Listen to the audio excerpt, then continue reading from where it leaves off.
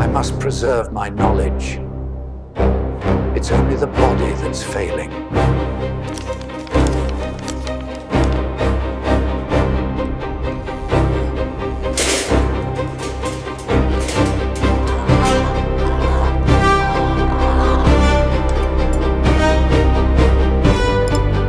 What have you done now, Armand?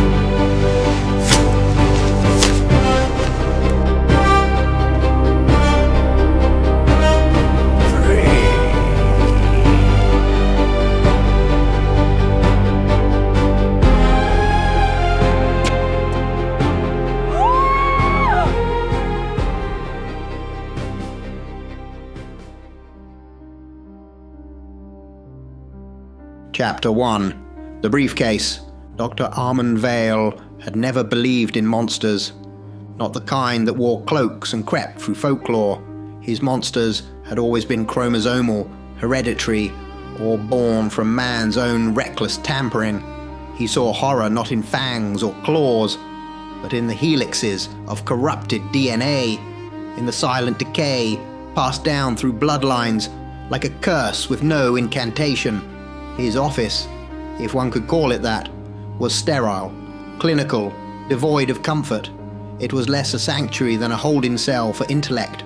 The walls were lined with refrigeration units, biometric safes, and long metal counters littered with microscopes, thermal cyclers, and centrifuges. The windows remained shut year-round. Light, as he often said, diluted thought. He had no family, no visitors, only work. And today, a briefcase. It arrived with no fanfare, no signature, no courier badge.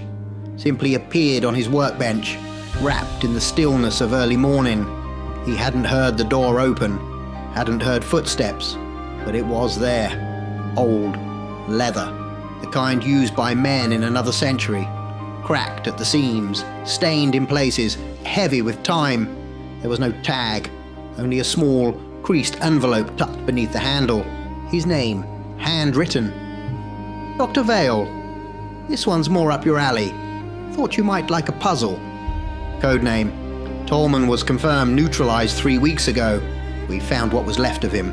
A scatter of ash, a scorched cloak. Nothing human, but we also found his sanctum.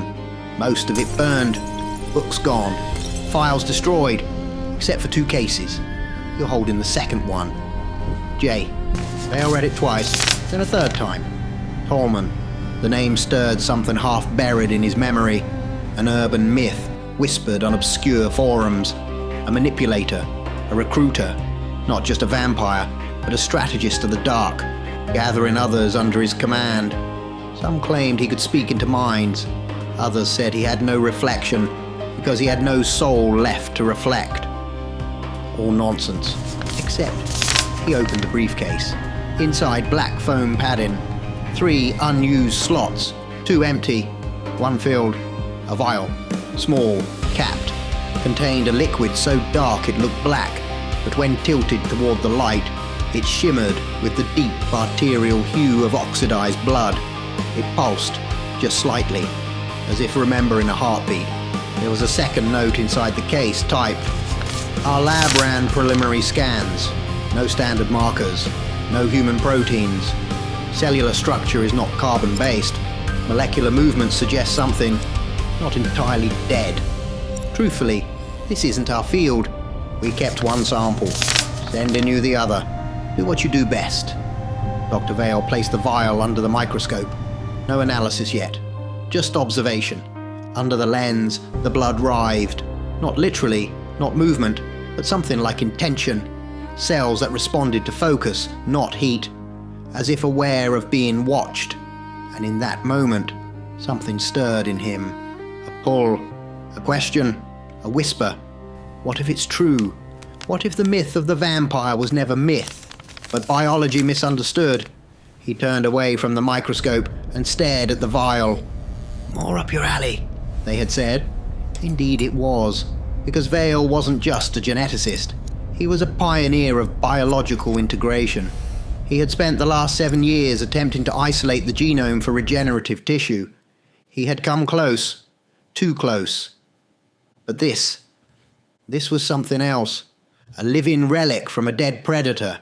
A serum from the shadow itself. And it was now his to study. He stood in silence, letting the weight of the moment settle. Outside the sky darkened, though it was only noon. A thunderstorm rolled in over the city. The lights flickered once. Dr. Vail smiled faintly. Some monsters arrive as myths. Others are shipped in briefcases. Chapter 2. The Test Subjects. Dr. Armand Vail had never handled something with such reverence or such danger. He didn't sleep. He didn't eat. The vial, now chilled and resting in an ultraviolet sealed chamber, haunted every corner of his vision. Every blink was a strobe between curiosity and caution. It wasn't just blood. It was biology rewritten, something older than humanity and far less forgiving. Vail began his work as dawn touched the skyline, though he had no memory of when night had fallen. He moved mechanically, hands gloved, eyes scanning, an artist in the medium of madness. He began by isolating the plasma, spinning the vial in his centrifuge. He watched as the heavy elements separated, though strangely, they resisted at first, as though the blood didn't want to divide. A sticky reluctance, like sinew pulled too tight. Next came filtration. Even at the highest mesh setting, his filters clogged in seconds, not with debris, but with something dense, as if the blood carried weight beyond matter, something psychic, something vibrating. He muttered to himself while he worked. Impossible viscosity, wrong electrical resistance. It's like it knows it's being handled. He thinned the solution with saline, just enough for it to be injectable into smaller veins. Then he stared at it, how the liquid shimmered, almost hypnotically. The red now glistened with purple iridescence, like a jewel buried in muscle. And then came the moment of truth. The guinea pigs. 2 subjects, both deliberately chosen. One was young but feeble, a runt, shaken and underweight, genetically deficient. The other was aged and large, sluggish, near the end of its natural life. Dr. Vail injected the runt first, 1/4 milliliter, into the rear thigh. Then the elder, same dosage. He stepped back, gloves slick with sweat, watched, waited. Nothing. For almost 3 minutes. Then, screaming, not from mouths, but from movement, sudden, violent. The 2 creatures began to twitch, then convulse. Eyes dilated, whiskers flared, their muscles spasmed unnaturally, not like seizures, but like something inside them was stretching to fit. Then they turned on each other. Squeals became shrieks, tiny teeth gnashed, fur flew as claws tore at skin. They attacked, unprovoked and frenzied, like wolves trapped in rodent flesh. Vail cursed and yanked on the cage door. Thick gloves, heavy cloth. He grabbed one and shoved it into an empty container. The other bit the metal bars, drawing blood from its own gums. Eyes wild, it took him several attempts to isolate them both. They writhed in separate enclosures, screaming without breath, clawing at walls until finally, after hours, they collapsed. Not dead, but exhausted. He stared at them, pulse racing. No sedatives, no adrenaline, just blood. He turned back to his microscope, spent the next 11 hours reviewing the molecular sequence again and again. The blood cells were not just active, they were multiplying, adapting, invading every organic structure they touched. The genetic markers mutated, rewriting the host's DNA strand by strand, not destroying it, but reprogramming it. His notes became erratic, equations trailed off. At one point, he forgot to blink for over 3 minutes. Then, without warning, sleep took him. Slumped in his chair, the hum of machines still whispering, Dr. Vail drifted into unconsciousness, the shadows curling around him like arms. He woke with a jolt. The room was cold. Time had passed. Maybe 2 hours, maybe 10. He blinked at the monitor, still glowing, but something felt wrong. He turned to the cages. Silence. Both guinea pigs stood still, calm, eyes open. No madness, no rage. And then he saw it.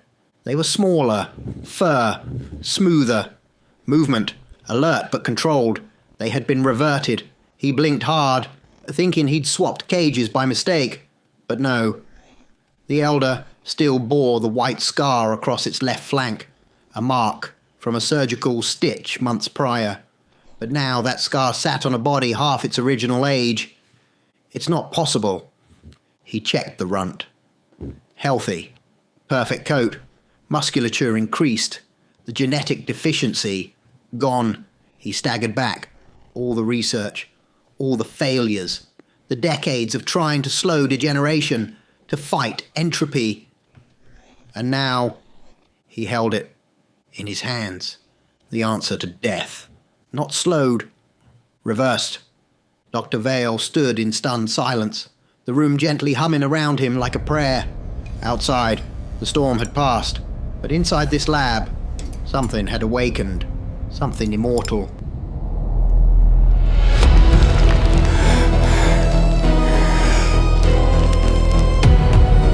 Chapter 3. The Weight of Years. Dr. Armand Vail shut the containment chamber with trembling fingers, not from fear, but from exhaustion. Every sample was labelled, every vial sealed behind biometric locks. The guinea pigs were caged separately, each now quietly eating, as if the transformation from decrepit to vigorous had never happened. Their eyes tracked him, sharper, clearer. He double-checked everything. No contamination, no loose tools, no forgotten notes.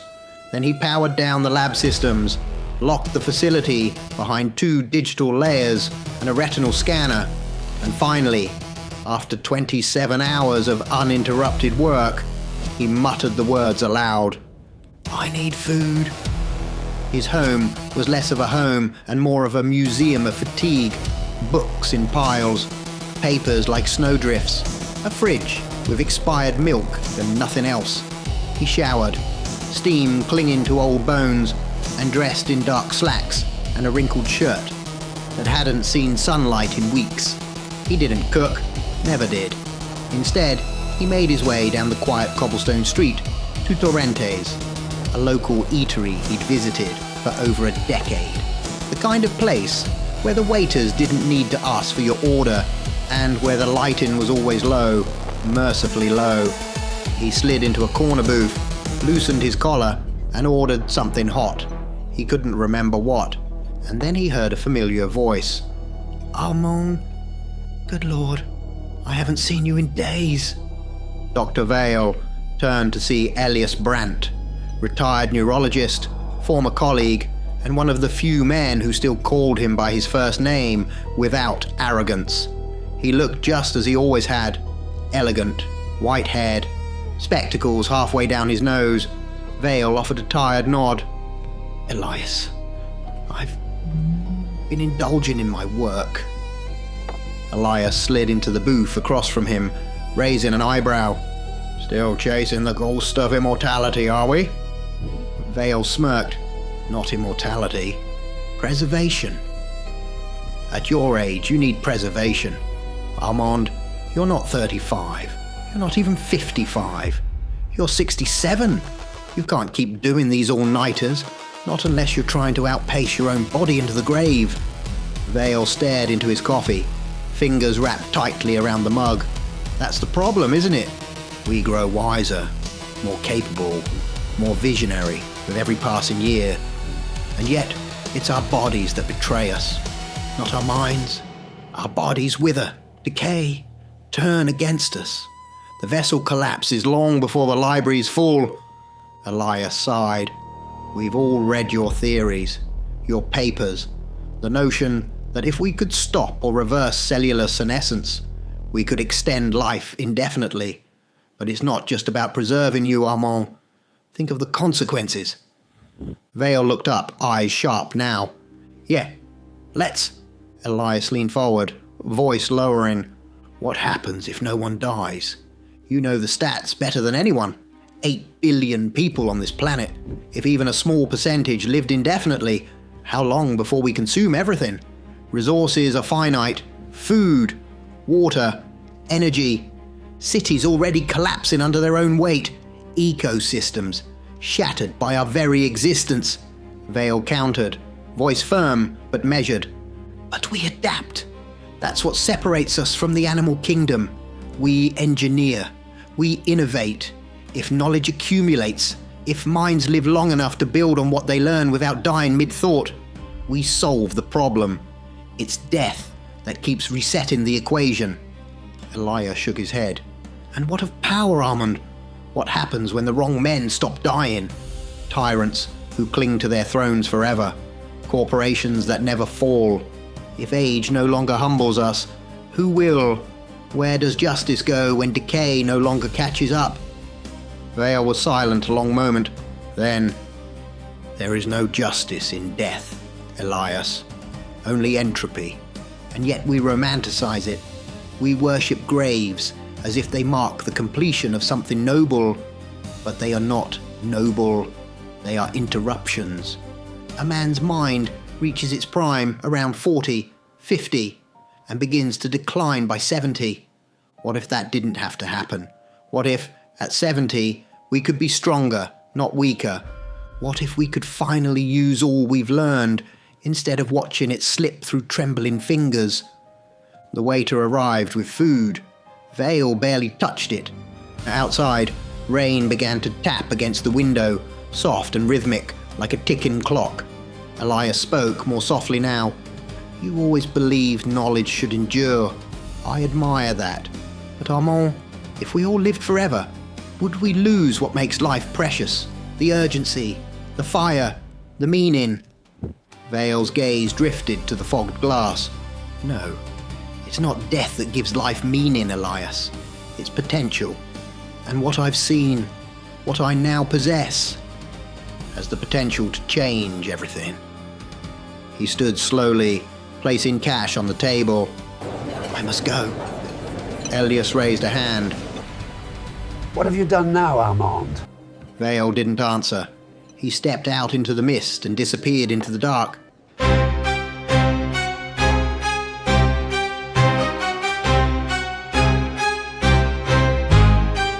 Chapter 4. The injection. The lab greeted him with silence. No alarms, no flickering lights. Just the steady hum of refrigeration units and the sterile cold of stainless steel. Dr. Armand Vail stepped in slowly, coat damp with mist, the smell of ozone still clinging to his clothes. He set his keys down, unwrapped his scarf, and glanced at the cages. The guinea pigs were thriving. Coats pristine, movements nimble, age erased. There was a serenity about them now, as if rebirth had granted them not just vitality, but purpose. Still calm, he whispered. Still stable.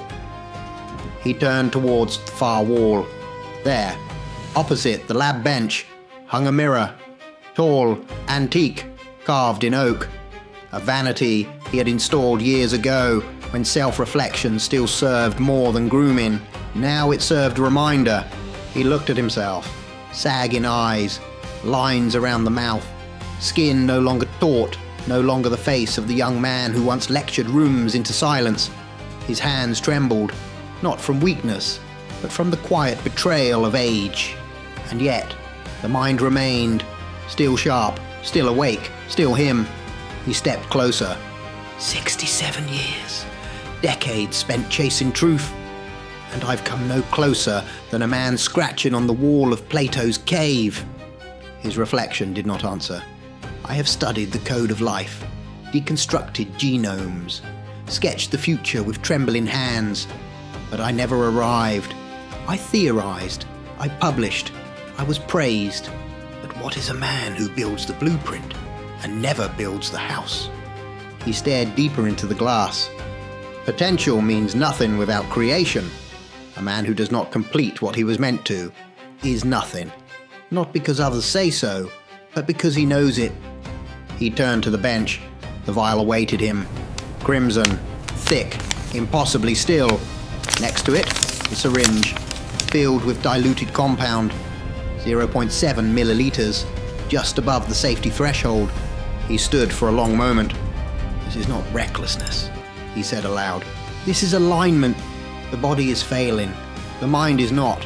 And here, in this moment, I possess the one thing most men never do. A chance, not to live forever, but to finish what I began." He took the needle, rolled up his sleeve, exhaled, pierced the skin of his upper arm, and pressed. The solution slid into his bloodstream with unnatural cold. For several seconds, he felt nothing. Then the pain came. Agony, not like fever, not like sickness, like being torn apart and reassembled in reverse. He screamed, louder than he ever had in his life, flung the stool across the room, knocked over a tray of instruments. Glass shattered. He fell to the floor, convulsing. Muscles spasmed, as if racked by electric current. His blood felt alive, surging, burning, a firestorm inside his veins. He clawed at his own throat, gasping. Then, silence. His breath slowed. His heart steadied. He pushed himself upright, panting, weak, but intact. He staggered to the mirror, and what looked back was not him.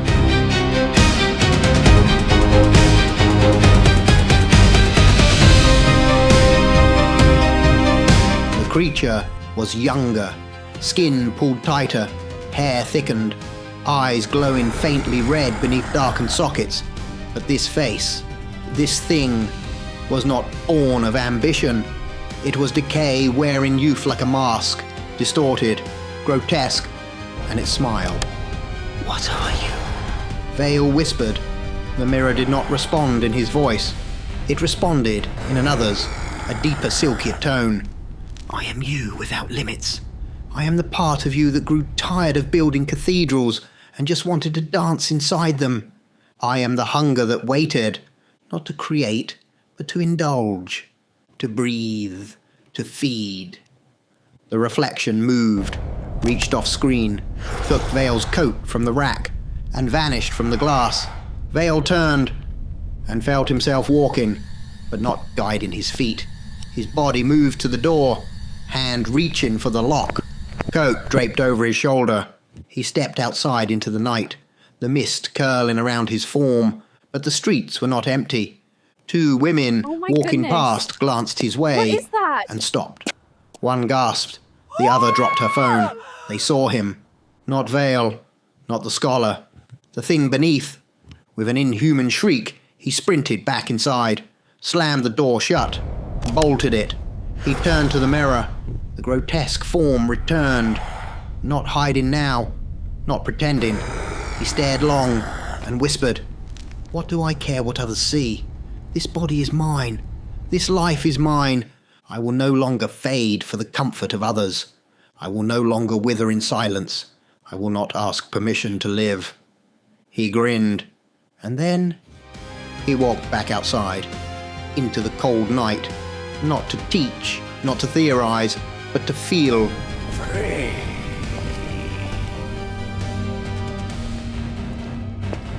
Free. He wanted to preserve his intellect, but in doing so, he split it in two. What rises now is not a man of science, but a creature without restraint.